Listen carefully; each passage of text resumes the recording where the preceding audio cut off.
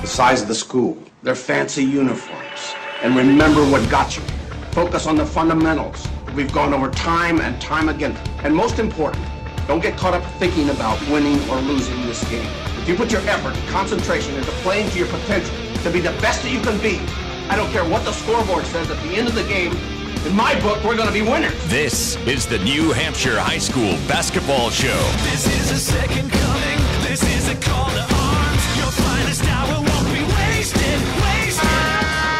The New Hampshire High School Basketball Show is brought to you by the New Hampshire State Liquor Commission's Division of Enforcement. Right now, it's not about talent, it's about heart. It's about who can go out there and play the hardest, who can go out there and play the smartest. Now, they've been here before, so they're not going to give it to us. We got to go out there and we got to take it. And now your hosts, Pete Terrier. But I have a question, though.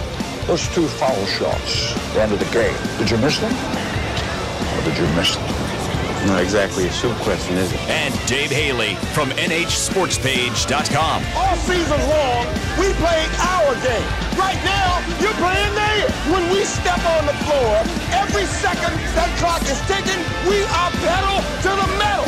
We run the ball. We pressure the ball. And most importantly, we control the tempo of the game.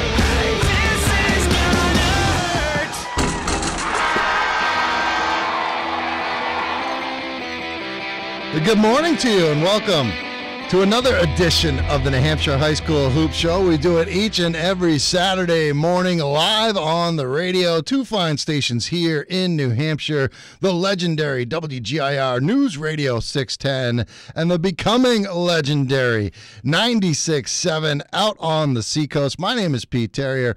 Once again, no Dave Haley. He's making his journey back from Jamaica, I believe, today. Maybe not with the weather. So we got Joe Marcellina from the National Telegraph and nh-highschoolsports.com. Joe, good morning. Thanks for driving through the snow to come up here and join us this morning. We really appreciate it. Yeah, good morning. Thanks for having me. It was quite an adventure. So it was getting a little...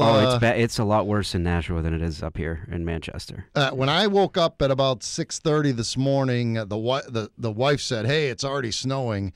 So the snow is coming down. If you're just kind of emerging from your slumber and you got to get out there, I'll give you the statement. Give some extra time. I did not, and now I am coffeeless, so this will be fun. Yeah, it was coming down fast enough that I made the mistake of clearing the windshield off first, and by the time I'd gotten around the car, I had to clear the windshield off again. Oh, see, I just did the old turn the windshield wipers on and then hit the road and all the snow blew off. It was very, very, just a dusting, a coating when I woke up this morning in Goffstown when I came out here at a little bit after 7 o'clock. But be careful on the roads. It's going to be a fun day. I don't mind so much when this stuff happens on a Saturday. I got a lot of stuff to do, but at least I don't have to deal with work and things like that. I don't consider doing this show work. And boy, the game that I was at last night, there was a lot of work being done by the scoreboard operators between Nashua South and Exeter. Joe, you were at an exciting game last night as well that came down to the wire. We'll get to those scoreboards as we bring you the scoreboard from our friends at the New Hampshire State Liquor Commission, the Division of Enforcement, and the Buyers Beware campaign, reminding all adults it's against the law to provide alcohol to minors. Even if your favorite football team, is headed to the big game and you're having a little controversy, I guess, with some Deflategate action going on, just because it's ruining your Super Bowl experience, your pre-Super Bowl week. Don't go out and, buy a rack or something and say, hey, we're going to enjoy this game this way. You just can't do it. It's against the law, so please stay away from that this year. All right, we'll rip the scores for you across all 4 divisions, Joe. It was a heavy slate, and we'll start with the game that you were at. And Londonderry, who's been blitzing everybody this year, finally got a game against them, and it was at Merrimack, the H. Dana Taylor Gymnasium. 52-51 was the final, and Merrimack had a chance to win at the end, didn't they? Yep, they were in an odd situation with just 2 fouls at the end of the fourth quarter, so they had to waste about 8 seconds fouling Londonderry. 2 fouls to give, you mean? No, they had 2. They only had been called for 2 fouls. Oh, they had 5 fouls to give. Took them 8 seconds to get to that last foul. Wow. Londonderry missed the front end of 1-and-1. Merrimack got the rebound, and had enough time to get a rush down the court and get a hurried shot from Austin Franzen, but it was just off the mark. Well, Tim Goodrich always has his team playing well, and they always give the better teams, I think, games. So 52-51 was the final there. Another buzzer beater. This one went in. Danny Tucci from Alvern drains a three at the buzzer. Spoils it for Bedford in Bedford last night, 53-52. The Broncos are 5-2. I don't understand this Alvern team at all. I watched them going into the Christmas tournaments, the Chick-fil-A tournament. I thought they might be the best team in that tournament. If it's not for a complete collapse by Thornton Academy in their first game, they probably go 0-3 in that tournament. It just looked not good. And then here they are now. They're 5-2, and they're right in the middle of things in Division One. Yeah, 5-2. The Alvern Broncos are. Another game that went down to the wire, and Central survives. Spalding misses a three at the buzzer. This was a marquee matchup of the night. 57-55. The Little Green win it. They're 6-0. Spalding loses their first game of the season. What do you make of the Spalding Red Raiders? I think they're going to be one of those teams. I mean, Division One has the feel of it being a little wide open this year. I think some of these games last night maybe showed us that they're going to be right in the middle of this as long as they stay healthy and continue to progress. Yeah, and Central, as much as they lost off of last year's team, they're just rolling. They've now won 34 in a row, dating back to last year. So the Little Green getting it done in a tough place to play out there on the road at Spalding. Other scores from D1, Keene picks up their second win of the year. They went winless last year, 69-57. They beat Nashua North, the game that I was at, and we've got coverage of this game on nhsportspage.com, and it was a shootout. How's 91-79 get you? The Panthers, my Panthers, beating Exeter, the Blue Hawks, 91-79 shootout. DJ Frechette, 39 points, the super sophomore. And it was, Coach Holmes after the game said to me, this reminded me of Dominique against Larry Bird back there in the 80s, because Coach Holmes' son, Brian Holmes, had 38. So Frechette with 39, Brian Holmes with 38. South was down 18 points late in the first half. They end up going on a big run. They end up winning this thing, going away by 12, 91-79. You got to check out the highlights because there's like three-pointers left and right. It was hilarious. It was a great game and a good atmosphere down at Nashua South. We'll talk with Nate Mazerol about it about 8:35 this morning. Salem snaps a 5-game losing streak. They beat Concord 62-45. The Tide is winless. Pembroke gets back on the winning track. They beat Trinity in Manchester 57-42. Pinkerton victorious against Dover 50-39. They're now 6-1. Geo Baker with 18 in that game. I don't know the details on this one, and I don't even know if it was really last night. BG and Winnacunnet. The score on the NHIAA website says 55-53. Winnacunnet wins it over BG. Was that game last night? As far as I know, yeah. Okay. All right. I just didn't know any details on that one. We'll get into Division II right now, run down the scores.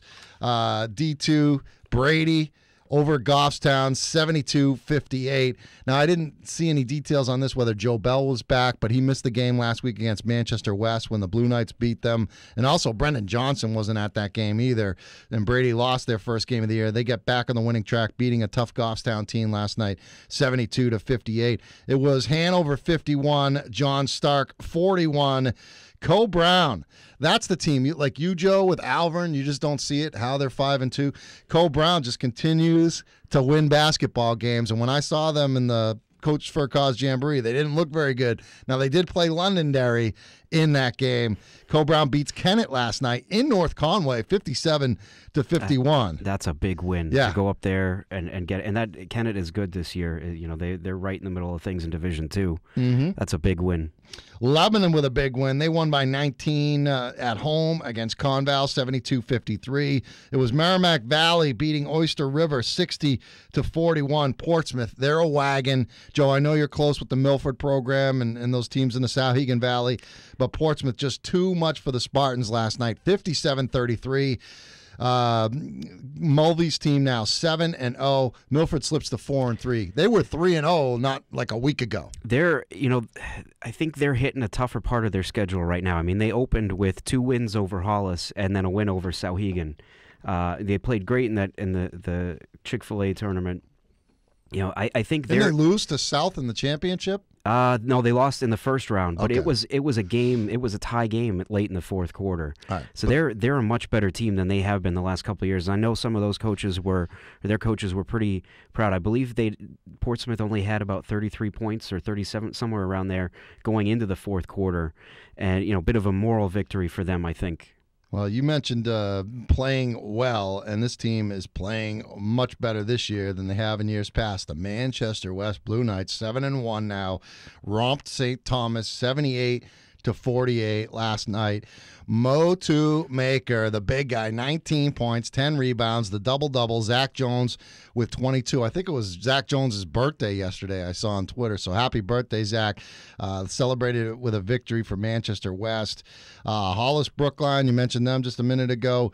They beat Sauhegan 57-48. And Plymouth rounding out the scores in D2, 60-52 over Kingswood. Instead of taking a break, we'll just go through. We've been getting, me and Dave kind of get on these tangents, and we start talking about all this other stuff. So we'll go through D3 and then D4, and then we'll get to the timeout. We'll talk more about our games in detail. Winnisquam improves to 7-2, 70-65 victory over Belmont. It was Conant. I saw them on Monday night lose a tough one against Pelham, 6-point game. I think it was 40-34. Conant gets back on the winning track tonight. They're 6-3 now. They beat Hopkinton 49-46. Hopkinton's been playing pretty well this year as well. How about Rich Otis and the Franklin Golden Tornadoes, 7-2 in Division III. They beat Prospect Mountain last night 44-41. That's good to see because I like Rich Otis and got to know him a little bit over the last couple of years when he was coaching with Trinity when his son Ryan Otis was playing for Dave Keefe. Dave Haley be happy down in Jamaica to hear that Guilford, the Golden Eagles, a 20-point win against a Lakes region rival. They beat Interlakes 49-29. So our leader here at nhsportspage.com will be happy to see that score. Newport, they're 7-2. They beat Kearsarge 66-44 last night. It was Laconia 57, Farmington 49. Here's a game that I wanted to be at, Joe, but I heard it started at 5:30 for some reason last night. Messinic improves to 6-2. They beat Zach Burgeon and Campbell 60-56. Now, you've seen both of these teams play.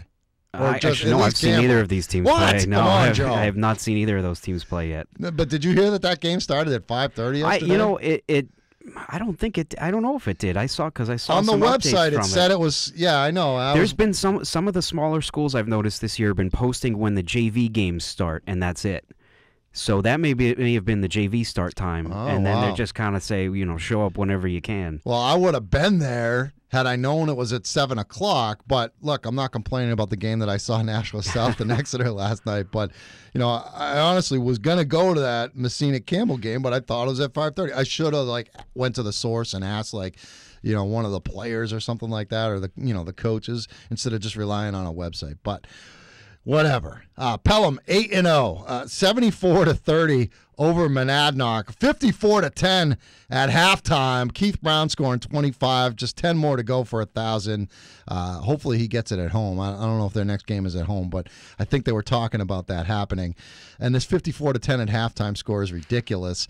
You had mentioned something about this running time situation. What is the mercy rule in basketball? It's only in Division I and Division II this year. I guess they're experimenting with it.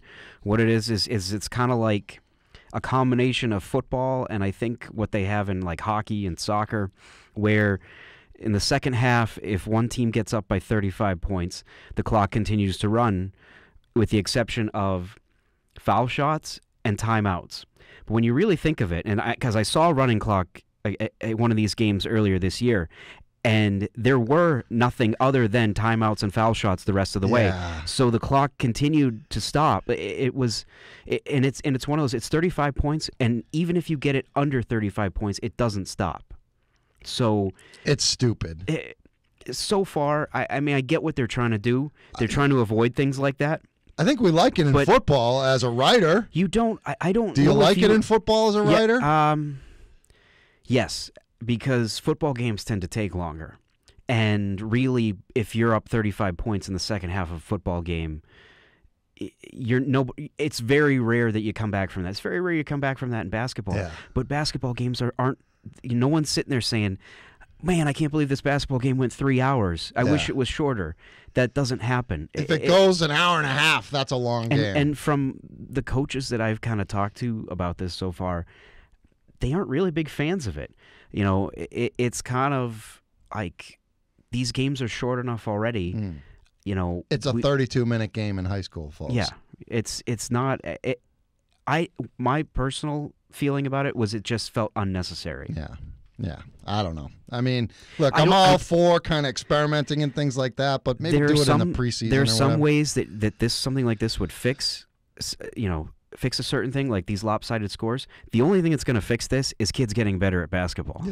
Yeah, no, I agree. So, there it is with that. They could have used it last night, but might as well just stop the fight. 54-10 at halftime. Stop the fight. Berlin 8-1 in D3. They beat Newfound 70-31. It was Stevens 64, Hillsborough Deering 37. Bow loses at Raymond last night 64-58, and Sanborn blowing out Somersworth 55-30. Quickly here on the D4 scores before we get to a break. Big win for Buddy Trask's team last night at home, knocking off Groveton 70-57. Colebrook wins it. They're 4-4 now. Groveton slips down to 6-2. Hinsdale 50-42 victory over Concord Christian. It was Derryfield going to 8-1 on the season, beating Newmarket 48-33. This was a good one. Epping, the defending champs in D4, at home against Moultonborough, and the Blue Devils win at 61-52. Moultonborough slips to 7-2. Epping now 6-2. Lisbon, Sam Natty, congratulations, coach. Second win of the year. Beats Gorham 60-57 last night. Littleton improves to 7-1 in D4. They were blowout winners against Canaan Pittsburgh 83-55. Newt, Connor Bradway and company gets a victory 56-48 over Linwood. And then Wilton Lineborough, a team that I want to talk about with you, Joe, as we get along in the show. They blow out Sunapee last night 74-50. They're now 8-1. Sunapee drops to 3-5. So the first game that they lose with Tenney and Chappelle in the lineup, they were suspended for the first 4 games of the season, went 0-4, and they lose by 24 last night at home against Jordan Litz and Wilton Lineborough. We also have video coverage for this up on nhsportspage.com. John, I don't know if it's up yet, or is that video up? The Wilton Sunapee video is up? No, we don't know. We'll have to check on that. But the Nashville South and Exeter video is up there if you want to check out. One guy scoring 39 for his team and another guy scoring 38 in a loss. It was unbelievable. We'll take a timeout. We'll come back. We'll talk about that Merrimack-Londonderry game with you, Joe Marcellina, filling in for Dave Haley from nhsportspage.com. It is the New Hampshire High School Hoop Show, News Radio 610 and 96.7. From Manchester West to Winnicott, Central to Somersworth, and Portsmouth to Plymouth, this is the New Hampshire High School Hoop Show on News Radio 610 and 96.7. Our producer, Jeremy Mahaney, on point today. A little apropos music for you for a snowstorm type of Saturday. Be careful out there if you're on the roads or you're getting set to get out on the roads, and you might want to call ahead or go online and see if where you're going is still going on, because I'm sure there's going to be a lot of postponements and cancellations and stuff of that nature. Joe Marcellina in from nh-highschoolsports.com and the Nashua Telegraph, and he came up from Nashua and said it was a little bit tricky on the roadways, so certainly be careful out there and keep tuned to these stations for consistent weather updates and all that you need to know about this storm. It is the New Hampshire High School Hoop Show. We do it every Saturday morning during the season between 8 and 9 live on the radio. We also film the show. So, Joe, you're going to be on TV, so so to speak. You're going to be on that internet. John Kesty from nhsportspage.com is in here filming it, and we'll post it up on the website so you can watch the show, listen to the show on your time, on your schedule, sort of an on-demand situation. And, Joe, you got a chance to go out and see Londonderry for the first time. Perhaps the top team, definitely one of the top teams in the state of New Hampshire, definitely in Division I. And they got a heart attack type of ending last night when Austin Franzen could have beat them with a 3 that was no good at the buzzer. Yeah, it was one of the better games I've seen this year. And I was looking at this going in thinking that it would be a pretty good test for Merrimack to kind of tell where they were. I didn't know about Londonderry. Like you said, it was the first time I'd seen them. I know they'd been kind of blowing teams out for most of this year. So I kind of figured that this would be a good one because, Merrimack at 4-2, they lost, arguably the best player in the state last year, in Eric Gendron. A lot of young kids coming back. They have some talent. They play very good defense. And if you look at that, holding Londonderry to 52 points, that was almost 20 points below their average going into that game. And it didn't look like that was going to happen in the first half. They played at Londonderry's pace in the first half. Londonderry put up 34 points. And that is kind of not far off of where Merrimack has been holding teams to when it's won. Mm-hmm. So 34 point is a 6-point game at halftime though. And from the start of the second half, you could tell it was going to get a lot tougher for Londonderry. Merrimack switched up his defense. I originally tweeted out, thought it was a box and 1. Shows what I know. Both coaches told me afterwards, they were in a triangle and 2, trying to take out Cody Ball, and they did. Went scoreless in the third quarter, and that allowed Merrimack to climb back into it because no one else. Londonderry looked like they took that entire third quarter to try to figure out what exactly is going on and who's going to do what. First time they played in almost 2 weeks too, which is really. You don't get that kind of break often, during a season. So kind of a strange, first night back, they struggled against that defense, picked it up in the fourth quarter, though. And for a while there, it looked like it was going to be Ball and Franzen going back and forth. They traded, I think Ball's only points in the fourth quarter came in response to a couple of Franzen jumpers. It was a Merrimack, I believe, had a 49-47 lead with about 2 minutes left. So they were right there with them, and then missed a couple of shots that Londonderry then turned into points, and that kind of was it. Now for Merrimack, I like Franzen. Obviously, I like Dylan Richardson. I think Ian Roberts is a decent player. They got that kid Wojak. Yeah. Yeah, he's pretty good. He and Andrew Wojak and Ian Cummings kind of took turns with Cody Ball in that second half. And Cummings is a freshman. Cummings it's a freshman, and that kid, you wouldn't tell by looking at him. Maybe a little bit by his play, he's a little raw in some areas, but I've seen him have games where he's gotten in double figures, been one of their leading scorers. To watch him tonight, or last night, I should say, play defense on arguably the best player in the state. To shut him out for a good portion of the second half, this kid's going to be pretty good. Impressive stuff for the Merrimack Tomahawks. I think Londonderry, they're not very deep. I guess they are, but you don't see the reserves getting a lot of time. Their starting 5 is really good. The kid Coleman can shoot it. Mark Corey can shoot it. Kwiatkowski's like a lunch pail type of guy. They were without him last night. Kwiatkowski? Yep, did not play. So that hurts them as far as size, and I don't think they have a lot of size. Corey's, I think, 6'5". Ball is a big guard. Kwiatkowski's about 6'2" or so. But Corey's a perimeter player. He's not a banger. So that's one thing that you got to look out for when you're coming up against the Pinkertons and teams like Pembroke, with a lot of size in Division I. Even a team like Spalding, who I haven't seen in person. I know they've got some quality size with Ciccatelli, and even Connolly is a long 6'4" kid. Darian Berry is a big guard, sort of like Cody Ball. So I think that might be one Achilles heel for Londonderry, but they survived the scare last night. They are still unbeaten and looking good in Division I. We'll take a timeout right now, Joe. When we come back, we'll get Nate Mazerow, the head coach of the Nashua South Panthers, and we'll talk about this game last night which was a 91-79 final, the most points I've seen scored in a regulation game in a while. I mean, I was at that Central Memorial double overtime semifinal, and you, I'm sure, were there too, Joe, 99-91, but that was 2 overtimes. This was regulation, 91-79, and DJ Frechette, 39 points, and Brian Holmes from Exeter with 38. What a shootout that one was. We'll talk about it with Coach Maz when we return on the New Hampshire High School Hoop Show, News Radio 610 and 96.7. Welcome back to the best local coverage of New Hampshire high school basketball. The New Hampshire High School Hoop Show on News Radio 610 and 96.7. Welcome back to the program. Joe Marcellina from nh-highschoolsports.com and the Nashua Telegraph sitting in for my normal co-host Dave Haley from nhsportspage.com. I am Pete Terrier.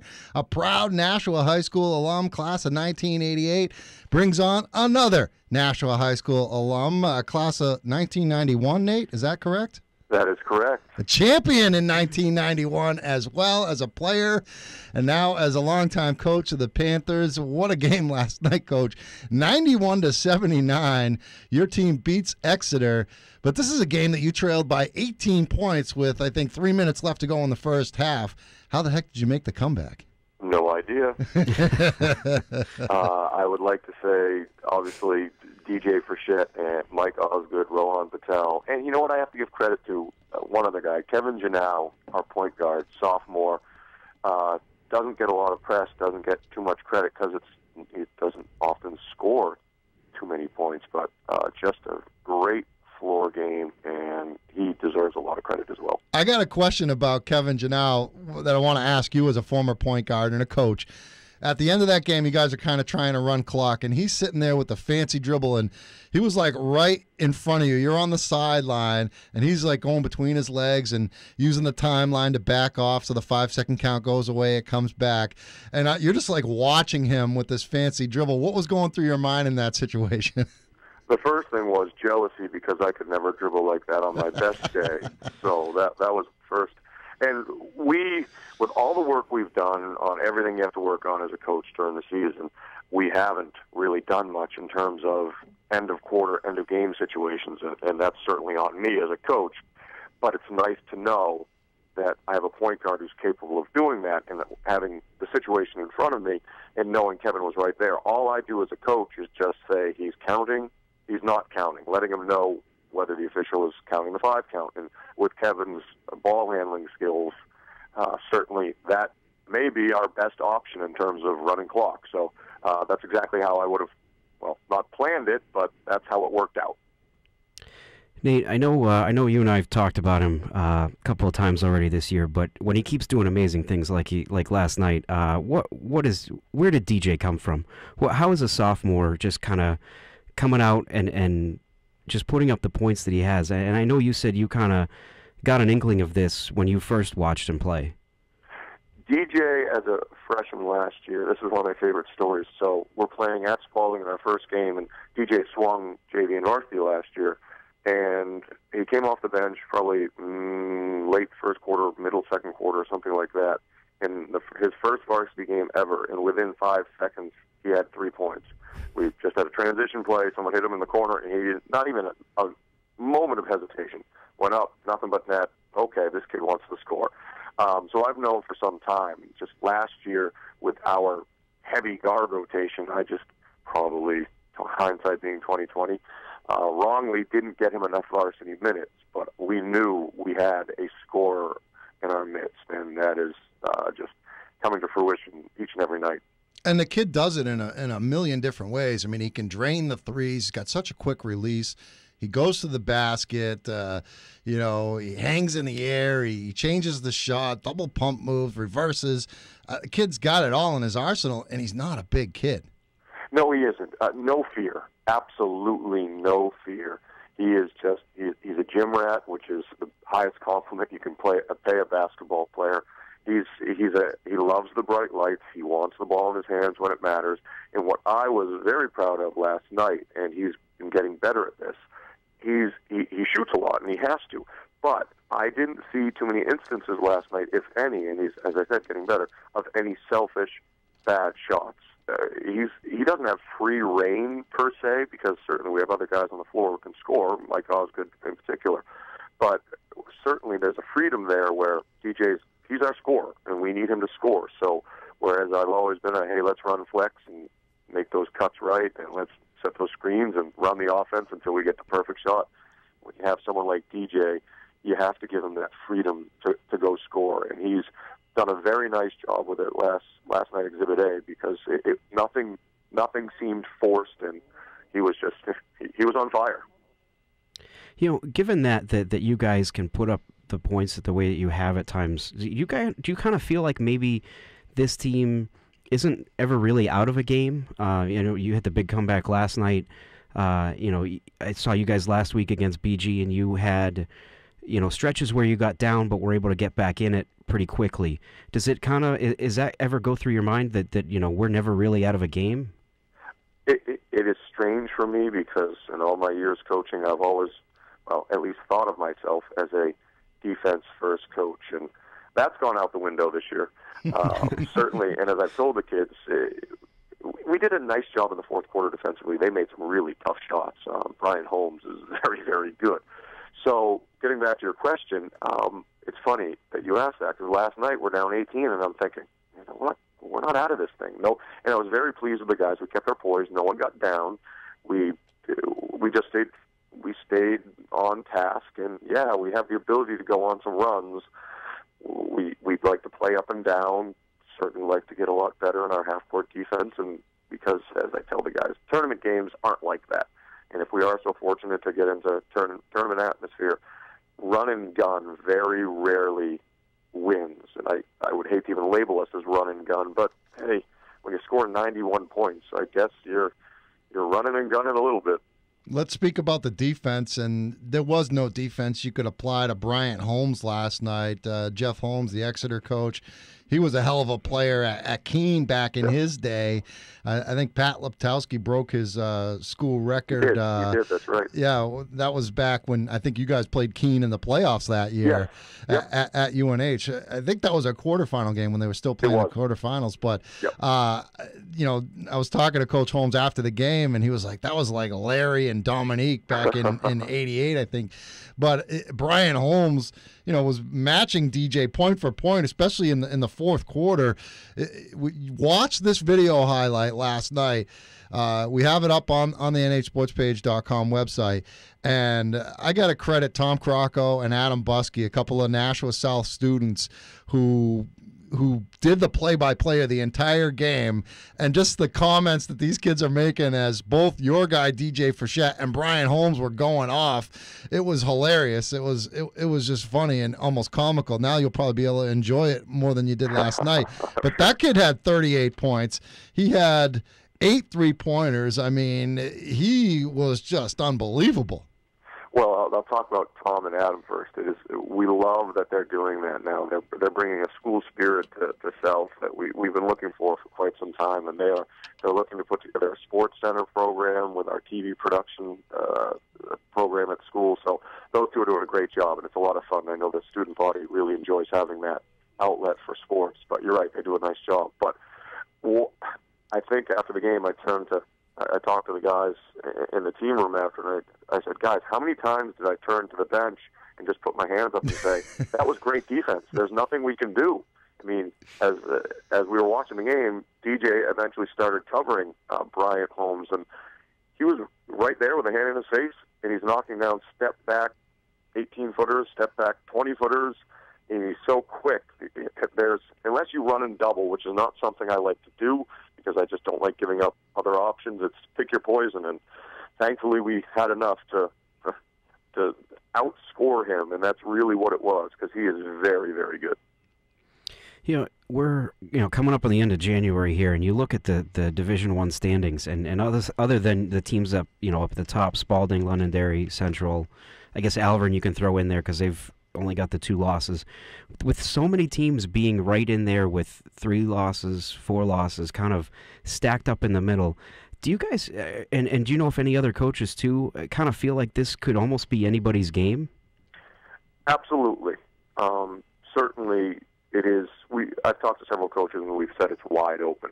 Now, having said that, if we have a conversation, or if we see, we'll see after Monday night. We go to Londonderry Monday night, so that's a huge test. We're coming off a nice win, obviously, but all reports are, and I've had my scouts out there, they're just playing very, very good basketball, and Cody Ball is the real deal. So I'm very, very excited about that game. Certainly, it'll be nice to get a win, and we're going to try our best to do that. But I just want to see how we match up against arguably the best team in the state, and then I'll have a better determination of, well, is it really wide open, or is Londonderry Central? We've seen Pinkerton and Spalding, and they're both very good, but I'm interested to see what Londonderry truly is, because all reports are they are very, very good.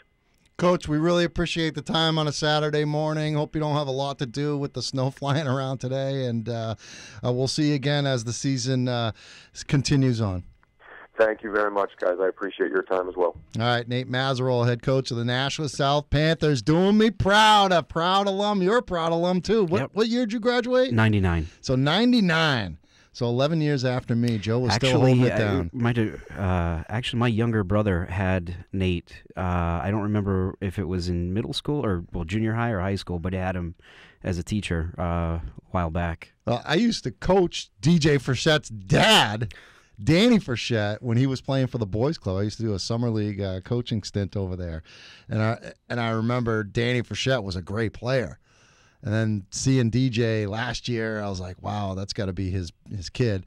And I saw Danny last night at the game. I was talking to him a little bit. But great story, great basketball game last night. I'm glad that Nate mentioned it, because I was thinking it and wanted to say it. But there really is no fear in that kid. No. I mean, he's not afraid to take the shot. He's not afraid to go after the ball, to get on the floor to get the ball if he needs it. And it's remarkable to watch.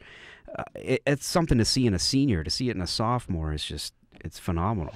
I think with South, and Coach mentioned it, Osgood had a big game last night. This kid can play, Mike Osgood. He's tall. He can shoot the three. He had a dunk opportunity last night. We caught the highlight video on the game footage from last night. But he's a really good player. He had 23 points in the game. And Rohan Patel, big man, was cleaning up the messes underneath.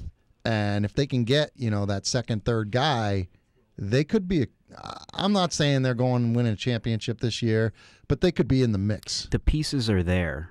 It's just a matter of getting it all to fit right in these kids, because the Patel kid is another sophomore. Oh, he's a sophomore. He's a sophomore as well. If they can get these kids to, almost be juniors by the time we hit March, they're going to be in pretty good shape. Now, they only have 3 seniors on the roster. One of them's not even playing, Robbie Smythe, because of a football injury. The other one's Langa, the quarterback from the football team, and then Osgood. So this is a team that watch out for those guys next year, but definitely want to watch out from this year. Check out the video, nhsportspage.com. It's a treat. It's a lot of fun. We'll take a timeout. We'll come back. And the show will almost be over, Joe. It took you as long to get here in the snow as it did to do this entire show, and it should be a fun ride back down to Nashville for you. It is the New Hampshire High School Hoop Show. Joe Marcellina in for Dave Haley on News Radio 610 and 96.7. These guys know their high school basketball. It's the New Hampshire High School Hoop Show with Pete Terrier and Dave Haley on News Radio 610 and 96.7. No, Dave Haley is not here. He is still down in Jamaica, man, enjoying himself a little vacation, family vacay. He'll be back fully tanned and rested for next week's show. But certainly Joe Marcellina from nh-highschoolsports.com and the Nashville Telegraph. He knows his high school basketball as well. That's why we bring him in Dave's stead. And, Joe, I want to talk to you a little bit about this Wilton Lineborough Warrior team and Jordan Litz, one of the best teams in Division IV, kid who transferred here last year prior to the season, coming in from, Texas? Actually, he came in the middle of his sophomore year. Okay. But it was too late to play basketball. He actually, as a sophomore, won the high jump in Division III that spring. For Wilton Lineborough, yeah, and came in. I guess he was I don't know if he played this year, but I know last year he had been a football player too in Texas, and of course Wilton doesn't have football, so I guess the school approached him and said, if you want to play, you can go to another school, but or play at another school. Sauhegan will take you. Yeah, Milford probably would too. And he said, no, I want to play basketball here, because he wouldn't have been able to play basketball at all if he'd done that. So he stayed at Wilton, actually joined the soccer team, and I believe he was starting for the varsity soccer team, having never played soccer before. So this kid's an athlete. This kid is an athlete. I got into a little back and forth with someone last night about whether he's a Twitter war. No. This was actually face-to-face conversation. Oh, Joe. Yeah, we still have those sometimes, about whether he's potential Gatorade Player of the Year candidate. Because I was watching him the Tuesday night against Newmarket, and I was saying to you earlier, he came out of that game and had 7 points in the first 52 seconds of that game, and it just looking at him play. He can do just about everything, kind of like we were talking about with now the name's escaping me. Frechette, I think we mentioned it with Cody Ball too. They can shoot the ball, get to the basket, rebound. This kid's got tremendous leaping ability. He's quick. He had a number of steals the other night. I think that if he were in Division II, Division I, we'd be talking about him in that category of potential Player of the Year. I'm looking forward to seeing him. I mean, I had plans to go see him earlier this year. I was going to go see them take on Epping at Wilton. And then he didn't play in that game, and they gave. Oh, so you ended up. ended up at that game. Did not know that he wasn't playing. They gave me the heads up. Just wanted to let you know. We know you're bringing the camera out there, but Jordan ain't going to play in this game. So we ended up pulling an audible. The bigger thing for them this year too is last year. I mean, he had a great year last year. I mean, that playoff game against Colebrook might have been one of the better individual performances. Kids, I believe he had 42 and 20 in that game. To upset Colebrook. At Colebrook, yeah. You would have liked to have gone up there to cover that one? Maybe if I could have stayed overnight, I don't know. We'll put you up at Buddy's house. This year, he's got the supporting cast around him. There are some very good players on that team. The Carrier brothers. No relation to me. Pete Terrier. The other is a freshman by the name of Casey Lane, who is actually the son of Steve Lane, Nashua North's the North coach. Basketball coach. So they've got, and I believe those other kids are all underclassmen. Litz, and there's maybe, I think, one or two other seniors. Oh, so Litz is a junior. No, Litz is a senior. Okay. The others are juniors and sophomores and freshmen. So even after, he's gone next year, they have a potential to be still a pretty good team. All right, Joe, I got to get your thoughts. It's been the story all this week. Joe Marcellina is a Pittsburgh Steelers fan. I don't know how a kid from Nashua... My family's from... Is a Pittsburgh Steelers fan. Both my parents grew up in Pittsburgh. Jerome Bettis had some things to say about this scandal, Deflategate, Tom Brady, Bill Belichick. As a Steelers fan and a Patriots hater, are you an admitted Patriots hater? I could be coming around to it after this week. This week has swung me a little more. We got 2 minutes to go. I got to get your thoughts on it. We only have 42 seconds. The one hand. So are they cheating or not? Are they liars?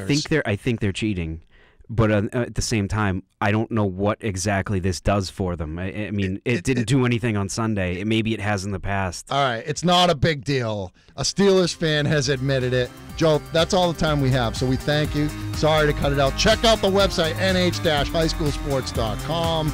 We appreciate you coming in. Check out Joe's work in the National Telegraph. Nate Mazerol from National Stealth, thank you. John Kesty, our producer, Jeremy Mahaney. I'm Pete Terrier. Get Deflategate over. Let's get on to some football. Can't wait till next Sunday night.